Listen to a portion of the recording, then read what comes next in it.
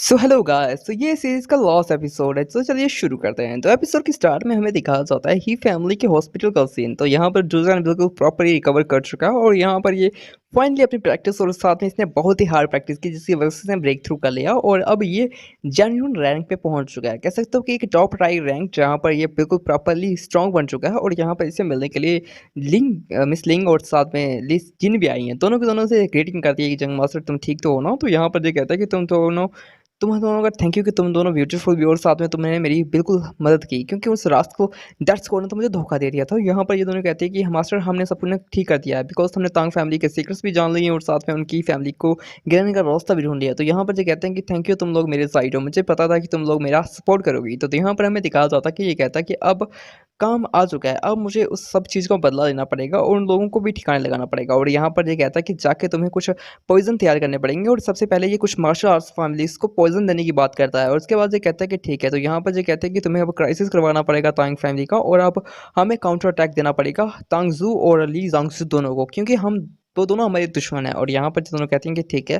पर यहाँ पर बिस्कोस इनके दिमाग में एक ही स्ट्राइक देने की बात चल रही थी, पर यहाँ पर ये दोनों कहती हैं कि मुझे अब अपने जंग मास्टर के लिए वफादारी दिखानी है। तो यहाँ पर ये दोनों की दोनों इसकी बातों को अच्छे से सुनती हैं, पर इस पर अमल नहीं करती। तो यहाँ पर हमें दिखाया जाता है आउटसाइड सीन प्राइवेट हॉस्पिटल का। तो यहाँ पर ये दोनों की दोनों अपने रास्ते रास्ते में जा रही होती हैं, पर यहाँ पर ये दोनों चलते चलते बिल्कुल साइलेंस में चल रही होती हैं, बिकॉज इनके अंदर कोई भी भावना नहीं चल रही होती है एक दूसरे के आसपास। तो यहाँ पर ये दोनों कहती हैं कि हमें अपने जंग मास्टर का साथ देना है, तो हमें इन सिस्टरहुड वाले नाटकों से दूर रहना पड़ेगा। तभी हमें दिखाया जाता है कि यहाँ पर मिस जिन अपने हाथों से एक चाकू निकालती है और यहाँ पर लिंक पे तार देती है। और उसके बाद हमें दिखाया जाता है कि यहाँ पर ये कहती है कि तुमने मेरे साथ बहुत बुरा किया और तुम मेरे मास्टर को भी नुकसान पहुंचाने वाली हो, तो मैं तुम्हें छोड़ूंगी नहीं। तो यहाँ पर ये सोचती है कि क्या मतलब, इसे पता लग गया कि मैं यहाँ पर जंग मास्टर तांग के साथ मिल चुकी हूँ, तो इसी वजह से भी मुझे मारना चाहती है। तो यहाँ पर बहुत उसी सोचती है कि क्या सच में ऐसा लगता है कि यहाँ पर ये जंग मास्टर को मार सकती है मुझसे, मैं यहाँ पर जंग मास्टर के साथ हूँ। तो यहाँ पर ये कहती है कि तुम कर क्या रही हो, तुम इस लिंग यहाँ पर कहती है कि तुम करना क्या चाहती हो तुम मेरे साथ। तो उसके बाद हमें दिखाया जाता है कि ये कहती है कि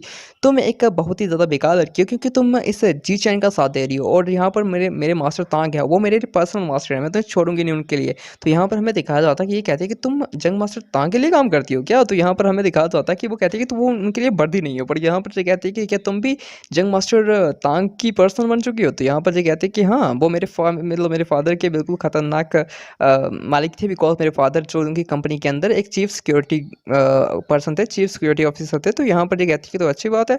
तो यहाँ पर ये कहते हैं कि हाँ, तो मैं भी उनकी पर्सन हूँ। और यहाँ पर ये कहते हैं कि तुम झूठ मत बोलो, तुम मुझे बिल्कुल ट्रिक बनने की कोशिश करते हो, मतलब यह कहते हैं। पर यहाँ पर ये कहते हैं कि मेरी फैमिली को भी इन सदर ऑर्गेनाइजेशन ने खत्म किया था और वो जूशियन के मास्टर थे जिन्होंने मेरी फैमिली को खत्म किया था। ये दोनों समझ जाती हैं कि ये दोनों के दोनों तांग के लिए काम करती हैं। तो बेसिकली ये कहते हैं कि ठीक है। तो उसके बाद में सीन शिफ्ट करके दिखाया जाता है वैनरिन फैमिली का। तो बेसिकली यहाँ पर सभी लोग ग्रीटिंग कर रहे होते हैं उसकी जंग मिस को, बिकॉज जंग मिस अपने साथ कुछ खतरनाक चीज़ को लेकर आई है। तो यहाँ पर जंग मिस कहती है कि ठीक है, अच्छी बात है। तो यहाँ पर ये सभी बात कर रहे होते हैं कि जंग मिस बहुत ज़्यादा टैलेंटेड है और बेसिकली वो हमेशा से हिस्ट्री के अंदर सबसे पहली लड़की है जिसने इतनी सारी चीज़ों को एक्वायर किया, बिकॉज 21 साल की उम्र में उसे सब कुछ ही कर दिया। पर यहाँ पर ये फाइनली इस नालायक के साथ क्यों घूम रही हैं, ये सिंपल आदमी जो हमेशा सिंपिंग करते हुए पकड़ा गया था और ये हमेशा सूखे पीछे घूमता रहता था, और आज ये यहाँ पर हमारी मिस के साथ है। ये तो कुछ अजीब ही लग रहा है हमें। और उसके बाद हमें सीन शिफ्ट करके दिखाया जाता है एमसी का, जिसके बारे में सभी लोग ये बता रहे होते हैं कि ये एक सिंपल, पर बिकॉज यहाँ पर अब रिवॉर्ड के तौर पे एमसी को एक लर्निंग टेक्निकल मिली है। मतलब यहाँ पर एमसी किसी चीज़ को भी मतलब रियल नहीं कर सकता है, क्योंकि पिछला वाला अपलोड एमसी ने इजीली कंप्लीट कर दिया। यहाँ पर इतने जुचैन के साइड वाले लोगों को अपने साथ मिला लिया। तो यहाँ पर एमसी को एक प्रोफेशनल थिंग मिली है, जिसके मतलब एमसी 5 बार मतलब ऐसी चीज़ों का यूज़ कर सकता है, मतलब 5 बार इस टेक्निक का यूज़ कर सकता है, जिसके अंदर एमसी किसी भी चीज़ को देखेगा तो वो उसे सीख सकता है। तो यहाँ पर मिस जैनट्रीन उसे अपने साथ लाई है, बिकॉज वो उसके फादर से सीख सके उसके फाइटिंग स्किल है। तो यहाँ पर ये कहता है कि ओके मास्टर, मैं आपसे मिलकर बहुत ही ज़्यादा खुश हूँ, वैसे आप ठीक तो हैं। तो यहाँ पर ये कहता है कि हाँ, तुमने मेरी हेल्प की, मैं तुमसे बहुत ज़्यादा खुश हूँ और वैनरिन फैमिली तुम्हारा हमेशा से हमेशा काइंडनेस का बिल्कुल स्वागत करेगी। तो यहाँ पर हमें दिखाया जाता है कि एमसी कहता है कि तो ऑलराइट, मुझे पता था कि आप बहुत ज़्यादा अच्छे हैं। तो बेसिकली यहाँ पर एमसी कहता है कि क्या तुम मुझे बताओगी कि अब क्या होगा। तो यहाँ पर ये कहती है कि हाँ, हम वैसे मास्टर फॉन्गिंग ने कहा कि इन्हें थोड़ा ठीक होने में कुछ टाइम लगेगा, पर बहुत ज़्यादा टाइम लग रहा है। तो क्या तुम इन्हें ठीक कर सकते हो, क्या तुम मुझे बता सकते हो कि ये ठीक हो सकते हैं। तो यहाँ पर एमसी कहता है कि हाँ, वैसे मेरे पास एक ट्रीटमेंट है जिससे मैं अंकल को ट्रीट कर सकता हूँ, पर मुझे कुछ एक मेरे पास एक कंडीशन है। तो यहाँ पर बताते हैं कि मेरी कंडीशन ये है कि तुम यहाँ पर तांग फैमिली की सपोर्ट करोगे और उन्हें प्रोटेक्ट करोगे डेंजर से। और यहाँ पर हमें दिखाया जाता है कि वो बताता है कि यहाँ पर जी चैन और साथ में लू वांगसू दोनों के दोनों इनके दुश्मन हैं और वो दोनों के दोनों अभी अलायंस बना सकते हैं यहाँ पर इन तांग फैमिली को मारने के लिए। तो बेसिकली इनकी ट्रू स्ट्रेंथ यही है कि वो यहाँ पर बिल्कुल अननोन है ये चीज़ों से कि यहाँ पर अभी तक वॉन्ग रैन फैमिली इनके साथ है, मतलब एमसी के साथ है। तो यहाँ पर वो सोच रहा है, जूचन ये सोच रहा है कि वॉन्ग फैमिली बेसिकली एमसी मतलब यानी कि वॉन्ग फैमिली अब लू वांगसू के साथ है और एमसी के साथ कुछ नहीं है, कोई नहीं है। और यहाँ पर बेसिकली लू वांगसू ये सोच रहा है कि वॉन्ग फैमिली ने जूचन से हाथ मिला लिया, पर एमसी को कोई नहीं पता क्योंकि एमसी अब बिल्कुल अकेला है। तो यहाँ पर ये सोच के ये वो दोनों सोच रहे हैं। तो यहाँ पर ये कहते हैं कि ठीक है, हम ये प्रॉमिस करते हैं कि हम तुम्हारी फैमिली की सपोर्ट करेंगे और उन्हें प्रोटेक्ट करेंगे। तो यहाँ पर एमसी कहता है कि ठीक है, मैं कुछ प्रिस्क्रिप्शन लिख कर देता हूँ और साथ में इस चीज़ को लोगे तो अच्छे से तुम ठीक हो जाओगे। तभी हमें दिखाया जाता है कि यहाँ पर एक बंदा दौड़ते हुए कहता है आता है और कहता है कि बिग ब्रदर एक प्रॉब्लम हो चुकी है। तो यहाँ पर ये कहता है कि क्या प्रॉब्लम है, मुझे बता सकते हो तुम क्या हुआ है? तो यहाँ पर ये कहता है कि लू फैमिली और बाकी चीज़ें भी हाई प्रोफेशनल क्लाइंट्स थी, यहाँ कह सकते हो कि बहुत ही बड़ी मार्शल आर्ट फैमिलीज सिजोल की, वो बेसिकली यहाँ पर आ रही हैं और यहाँ पर आने के बाद वो आपको चैलेंज कर रही हैं आपसे डुएल करने के लिए। और यहाँ पर हमें बताया जाता है कि हर साल ऐसा डुएल होता है जिसके अंदर जो बंदा जीतता है वो बेसिकली एक पूरे एरिया पे कब्जा करता है, मतलब कह सकते हो कि उसके सामने कोई नहीं दिखता और उसके बाद उसे सबको छुप के रहना पड़ता है उसके सामने। तो बेसिकली ये कहता है कि पिछले सालों से सिर्फ वैनरी फैमिलीज को जीत रही थी क्योंकि वैनरी फैमिली के हेड जो थे वो बेसिकली बहुत ज़्यादा पावरफुल थे। पर अभी तक तो यहाँ पर जो मिस वैंगरी ना वो अभी इतनी पावरफुल नहीं हुई, वो टैलेंटेड तो है पर वो इतनी बड़ी प्रोटेक्टरी नहीं बनी है कि वो यहाँ पर उन लोगों को हरा पाए एक इतने सारे लोगों को। तो यहाँ पर हमें दिखाया जाता है कि एमसी बताता है कि ठीक है, तो यहाँ पर हमें दिखाया जाता है कि यहाँ पर एमसी पूछता है कि अब सिस्टम आगे क्या होने वाला है? पर सिस्टम कहता है कि कुछ तकनीकी वजह से ये सभी चीज़ें कॉन्फिडेंशियल है, तो हमें तुम्हें नहीं बता सकते। तो एमसी बताता है कि अब ठीक है, तो मुझे क्या करना चाहिए? तो मुझे बता सकते हो कि मुझे करना क्या है? तो यहाँ पर सिस्टम बताता है कि जाओ और खुला घूमो और देखो कि तुम्हें क्या करना है। तभी हमें दिखाया जाता है कि यहाँ पर एक दूसरी फैमिली का मेंबर आता है और कहता है कि 30 ईयर्स राइट और 30 ईयर्स बैच तुम्हें एक ओल्ड बंदे को बिल्कुल भी बुली नहीं करना चाहिए। पर यहाँ पर हमें दिखाया जाता है कि एमसी समझ जाता है कि इन सब पे कर्स है भाई। जितनी फैमिलीज यहाँ पर वैनरी फैमिली से लड़ने के लिए आई हैं उन सभी के ऊपर एक कर्स लग चुका है, जो बेसिकली एमसी ने पहले भी ठीक किया, जो वैनरी फैमिली के मेनली उसी ओल्ड मास्टर के ऊपर था, मतलब वांग फैमिली के ओल्ड मास्टर के ऊपर था वो कर्स, जो कीड़े वाला कर्स। तो यहाँ पर ये कर्स किसी इस हरामी जूचर ने लगवाया है क्योंकि ये सभी फैमिलीज को इकट्ठा करके यहाँ पर उनके रिसोर्सेज को यूज करके खुद का ब्रेक थ्रू करवाना चाहता था और इसीलिए उसे तांग फैमिली को भी निपटाना था और ये सब चीज़ें वो अकेले तो कर नहीं सकता, इसलिए वो मार्शल आर्ट फैमिलीज को इकट्ठा करा था। तो फाइनली एमसी ये सोचता है कि अब ठीक है, तो बहुत ज़्यादा ही क्रिटिकल हो चुके हैं, तो ये तांग फैमिली जाता है। तो यहाँ पर ये देखता है कि बेसिकली जैसे ये सोचता है कि इसकी फैमिली बिल्कुल सिक्योर है, तो यहाँ पर ये देखने के लिए जाता है। तो यहाँ पर दो लड़कियाँ पहले से आ चुकी होती हैं, मिस येन और मिस लिन, दोनों के दोनों यहाँ पर पहुँच चुकी थी और यहाँ पर एमसी इनकी आइडेंटिटी को बहुत पहले से जानता था और ये एमसी को पता था कि ये दोनों के दोनों उस जूचैन के लिए काम करती हैं। तो बेसिकली ये कहता नहीं है उन्हें कुछ, पर यहाँ पर ये सीधा सोचता है कि मुझे इनके फादर और उनकी फैमिली के बारे में भी कुछ एविडेंस ढूंढने थे। तो यहाँ पर ये कहता कि तो थैंक यू, क्या अभी भी आप मेरे फादर और मेरी फैमिली के बारे में बात कर रहे हैं? मैंने तो इन्हें इतना मिसजज कर लिया। तो यहाँ पर एमसी कहता है कि मुझे पता नहीं था कि सच में ये इतने ज़्यादा इंटेलिजेंट हो जाती हैं कि इन्हें पता चल चुका है कि ये उनके फादर की डेथ का कारण था, वो भी उनका शैडो ऑर्गेनाइजेशन या और उस जूचैन के मास्टर का काम था। तो यहाँ पर ये दूसरी लड़की कहती है कि थैंक यू मास्टर, आपकी वजह से मुझे पता चल चुका था कि मेरी फैमिली को भी उन लोगों ने ही खत्म किया। तो यहाँ पर ये कहता है कि सच में अब बड़ी बात नहीं है। तो यहाँ पर एमसी कहता है कि अब एक प्रॉब्लम ये है कि ये सभी की सभी जो मास्टर फैमिलीज हैं उनके ऊपर कंट्रोल कैसे किया जूचैन। तो यहाँ पर बताते हैं कि उन्होंने सीधा मीटिंग की इनके साथ और उन्हें अपने कब्जे में ले लिया। हम खास कर सकते हैं कि यहाँ पर जुचे ने ट्रिक करके उनके अंदर वो कर्स डाल दिया और वो बॉम्ब उन्हें अंदर से खा रहा है। अगर वो उनकी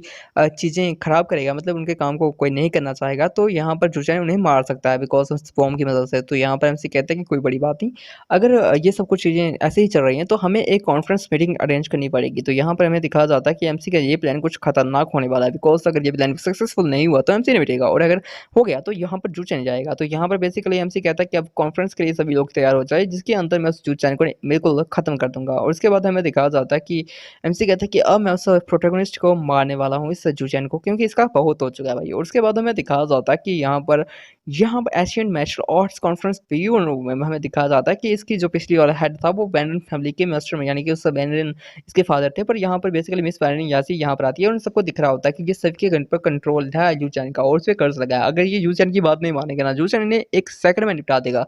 और इसी वजह से यहाँ पर चूचा ने इनको मैसेज भेज रहा है कि यहाँ पर हमें मुझे हर एक सेकंड का मैसेज चाहिए और जितने भी बड़े-बड़े आदमी हैं यहाँ पर बैठे हुए हैं और साथ में जज भी, वो भी यहाँ पर उसके कंट्रोल पे हैं। अगर इन्होंने भी कुछ करेगा उनके शुरुचि, तो यहाँ पर चूचा इन्हें 1 सेकंड में मार सकता है। और देन हमें सीन शिफ्ट करके दिखाया जाता है इस मीटिंग का। तो बेसिकली ये मीटिंग बिल्कुल सीधा ही ग्राउंड में हो रही है। तो यहाँ पर हमें दिखाया जाता है कि जूचन जैसे ही यहाँ पर आता है और ये सबको सरप्राइज़ कर देता है और सबसे पहले तो ये उन मार्शल आर्टिस्ट फैमिलीज़ को ये कहता है कि तुम अगर यहाँ पर मेरे से बिट्रे करोगे, तुम्हें पता है कि बिट्रे की सज़ा बहुत ज़्यादा बुरी होगी। तुम्हें यहाँ पर 1 सेकंड ही लगेगा मरने से। तो यहाँ पर ये कहता है कि ओह! तो तुम एक न्यू लड़की को मुझसे लड़वाने के लिए लेकर आए हो। तो मुझे लगता है कि तुम्हारा वो जंग मास्टर लू वांगसू, क्योंकि इसे अभी तक लगता है कि ये लू वांगसू के लिए काम करती है। तो ये कहती है कि वो लू वांगसू कहाँ छुपा बैठा है? मुझे पता है कि तुम उसकी सपोर्टर हो, तो तुम यहाँ पर कैसे हो? तो यहाँ पर ये कहती है कि ठीक है, अगर तुम उसे ढूँढना चाहते हो तो खुद ढूँढ के ढूँढ लो।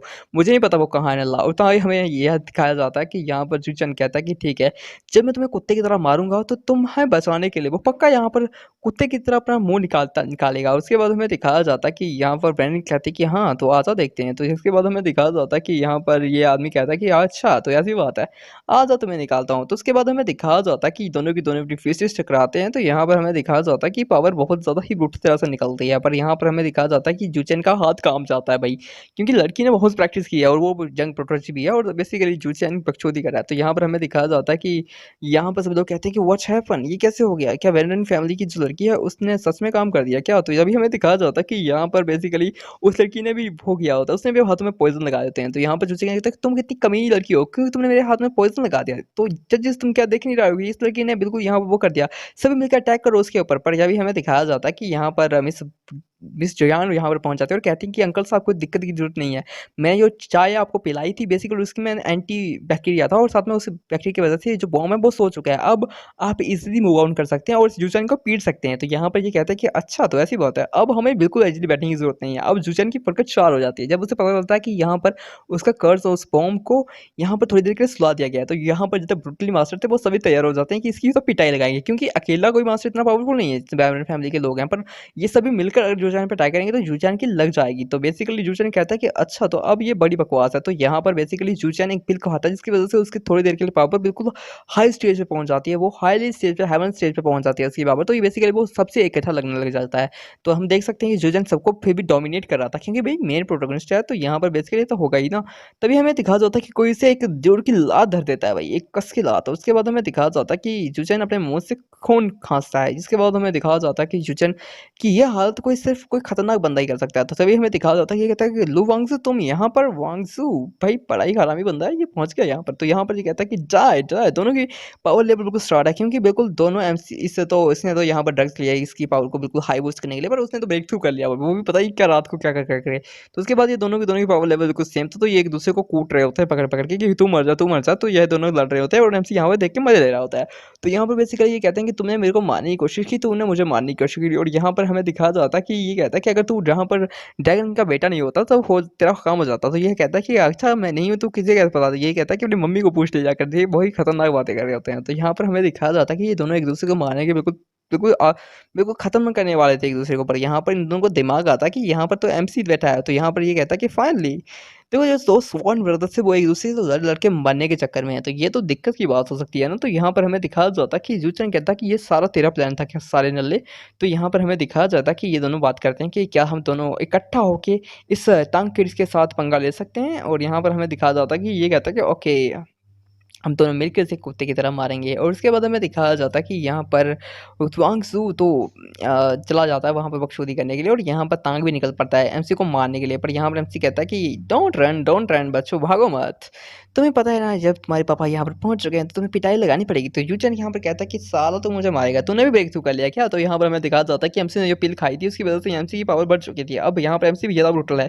तो यहाँ पर हमें दिखाया जाता है कि यहाँ पर यूचन भागने की कोशिश कर रहा होता है, और क्योंकि उसे पता था कि एमसी उसे मार सकता है। तो यहाँ पर हमें दिखाया जाता है कि एमसी कहता है कि क्या तू भागना चाहता है यूचन यहाँ से? अब उसके बाद यहाँ पर ये कहता है कि सीधा मर जा नले जूचैन, तूने बहुत परेशान किया है मुझे। उसके बाद ये एक पंच लगाता है, जूचैन के मुँह से खून निकलता है और बेसिकली यहाँ पर इसे पता चल जाता है कि जूचैन बहुत मतलब यूचैन है बहुत कमज़ोर हो चुका है। और यह कहता है कि ये तांगज़ू बहुत ही ज़्यादा हरामी है, ये इसे मारने वाला है और यहाँ पर ये एक जूचैन का एंड होने वाला है। और इसके बाद हमें दिखाया जाता है कि यहाँ पर एमसी कहता है कि मुझे बहुत ही परेशान किया तूने। मुझे हमेशा डर रखा था कि तू मुझे मार देगा, मेन प्रोटेक्शन मुझे मार देगा, पर तूने सब कुछ गलत कर दिया। पर उसके बाद हमें दिखाया जाता है कि सडनली एमसी एक वॉइड में चला जाता है। यहाँ पर एक बड़ा-सा पेड़ था और बेसिकली उसके साथ एमसी जा रहा था और एमसी को ये सवाल गुंजाई दे रहा था कि यहाँ पर तुम्हें मेन प्रोटेक्टिस्ट को नहीं मार सकते, तुम एक विलन हो। पर यहाँ पर एमसी कहता है कि अच्छा, ये कौन-सी जगह है? मैं यहाँ पर क्यों हूँ और मुझे क्या करना है? मैं एक विलन हूँ तो क्या हो गया? क्या विलन की ज़िंदगी नहीं है? क्या विलन अच्छे काम नहीं कर सकते क्या? और साथ में क्या क्या विलन्स को हमेशा अपनी बॉडी को बिल्कुल ही डिस्ट्रॉय करना पड़ेगा, एक एक स्टेप पे एक सीढ़ी बनना पड़ेगा उन नल्ले हीरोज़ के लिए जो उन्हें ऊपर पहुँचा दें, कि वो हीरो से ऊपर शाइन करेंगे और विलन से एक नल्ली सीढ़ी की तरह मर जाएँगे? क्या तुम्हें लगता है कि ऐसा कुछ हो सकता है? अगर मैं विलन हूँ, तो मैं विलन हूँ। मुझे कोई फ़र्क नहीं पड़ता कि मैं न फालतू की स्क्रिप्ट को फ़ॉलो करूँ, मुझे कोई फ़र्क नहीं पड़ता। मैं हूँ एक पापा पिज़्ज़ा विलन और मैं हमसे ज़्यादा एक विलन बनूँगा और मैं दिखाऊँगा कि एक विलन सीधा हेवन के पाथ को ठुकरा भी सकता है और साथ में खुद हेवन बन सकता है और उसके बाद हमें दिखाया जाता है कि एमसी कहता है कि अब मैं तुम्हें दिखाऊँगा कि इसमें पोटेंशियल की कोई इज़्ज़त नहीं है। उसकी ग्रोथ के लिए मैं कोई सीढ़ी नहीं हूँ, मैं हूँ असली विलन और उसके बाद हमें दिखाया जाता है कि एमसी उस हेवन के पाथ को टकरा देता है और उसके बाद ये सीधा जूचन को एक पंच लगाता है और कहता है कि अब मैं तुझे दिखाता हूँ जूचन कि तू कैसे मरता है। उसके बाद इसे पंच लगाता है और जूचन की आँखों के सामने अंधेरा सा छा जाता है और हमें दिखाया जाता है कि जूचन का एंड हो चुका है। जूचन जैसे ही आँखें बंद करता है और यहाँ पर जैसे पता चलता है कि सब कुछ चीज़ें डन हो चुकी हैं। अब उसके बाद बचने का कोई रास्ता नहीं है और यहाँ पर ड्रैगन किंग उसके लिए सिर्फ़ एक मोहरा है और यहाँ पर तांग कहता है कि सच में तुम मेरे लिए सिर्फ़ एक मोहरा हो जो सिर्फ़ मेरे लिए खेलने के काम आए। मैं तुम्हें अब ख़त्म कर रहा हूँ क्योंकि तुम अब मेरे किसी काम के लिए नहीं हो और उसके बाद एमसी कहता है कि ठीक है, ये बर्ड सिर्फ़ मेरे लिए एक चेस का पीस था और तू भी मर चुका है और ये अब मैं यहाँ पे इस दुनिया का राजा हूँ और फाइनली ये सीरीज़ यहीं पर एंड होती है क्योंकि यहाँ पर इसकी एंडिंग थोड़ी बेकार सी थी और पर इसके बाद इन्होंने कहा कि सीरीज़ तो आगे कंटिन्यू होगी पर ड्यू टू सम रीज़न अभी मुझे पता नहीं कि ये क्या करना चाहेंगे आगे क्योंकि सीरीज़ कंटिन्यू लिखा है पर अभी इसके इतने ही पार्ट्स थे 127 चैप्टर से मैंने सभी कंप्लीट कर दिए गाइस। तो इसी के साथ ये सीरीज़ की यहीं पर एंडिंग होती है। तो goodbye guys, bye bye, मिलते हैं किसी नई मानवा के साथ। Goodbye guys, bye bye.